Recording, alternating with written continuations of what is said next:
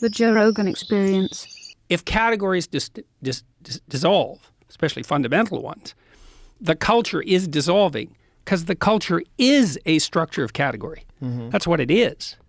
Right. So, and in fact, culture is a structure of category that we all share.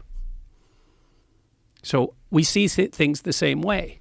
Well, that's why we can talk. I mean, not exactly the same way, because then we'd have nothing to talk about. But roughly speaking, we have a bedrock of agreement. That's the Bible, by the way. So I just walked through the Museum of the Bible in Washington. That was very cool. It's a very cool museum. So the structure, that's what the Bible Yeah, it's what provides. I figured out. I just figured this out this week. So it was a cool thing to walk through because it's chronological. They have one floor which is the history of the Bible. Mm. But it's not exactly that. It's really what it is the history of the book. Now, in many ways, the first book was the Bible. I mean, literally, because at one point there was only one book. Like, as far as our Western culture is concerned, there was one book. And for a while, literally, there was only one book. And that book was the Bible. And then before it was the Bible, it was it was scrolls and it was writings on papyrus. But we were starting to aggregate written text together. And it went through all sorts of technological transformations. And then it became books that everybody could buy, the book everybody could buy. And the first one of those was the Bible. And then it became all sorts of books that everybody could buy. But all those books, in some sense, emerged out of that underlying book. And that book itself, the Bible isn't a book, it's a library. It's a collection of books. And so what I figured out was, partly because I was talking to my brother-in-law, Jim Keller, who's the world's greatest chip designer and has now designed a chip that's as powerful as the human brain, which is optimized for artificial intelligence learning, by the way.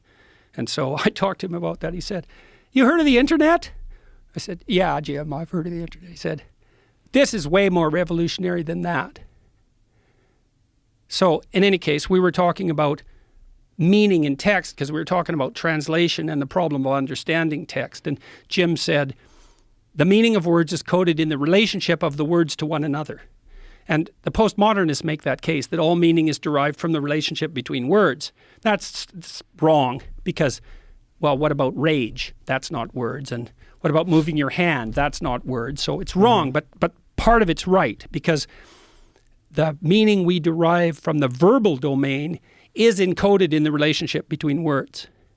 So now then you think, well, let's think about the relationship between words. Well, some words are dependent on other words. Some ideas are dependent on other ideas. The more ideas are dependent on a given idea, the more fundamental that idea is.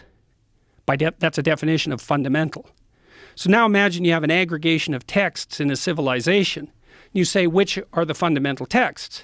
And the answer is the texts upon which most other texts depend. And so you'd put Shakespeare way in there in English because so many texts are dependent on Shakespeare's literary revelations. And Milton would be in that category, and Dante would be in that category, at least in translation. Fundamental authors, part of the Western canon, not because of the arbitrary dictates of power, but because those texts influenced more other texts. And then you think about that as a hierarchy, okay, with the Bible at its base, which is certainly the case. Now imagine that's the entire corpus of linguistic production, all things considered. Now, how do you understand that? Like, literally, how do you understand that? The answer is you sample it by reading and listening to stories and listening to people talk. You sample that whole domain.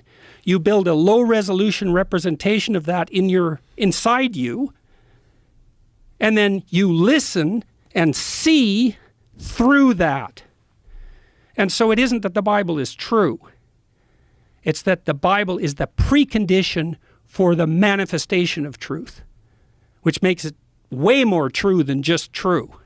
It's a whole different kind of true. And I think this is not only literally the case, factually, I think it can't be any other way. I just watched Joaquin Phoenix in Joker. Mm-hmm. And he's a very charismatic actor.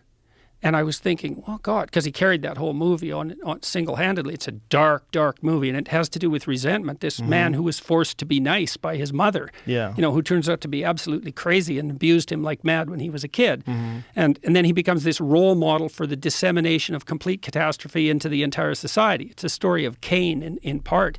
But Phoenix really carries that, and part of the reason that he does that is because he creates a compelling character who's sympathetic. Like, you can be sympathetic to him because he really did have a hard life, like really hard.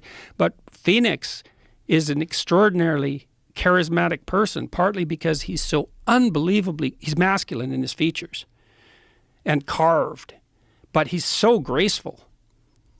Every single thing he does in the entire movie is a dance. Like, he's conscious of every single movement he makes. Every turn of his head is conscious. It's dance-like, and you can't take your eyes off it. And a lot of stellar performers had that ability to integrate, male performers had that ability to integrate that feminine grace into their masculine character.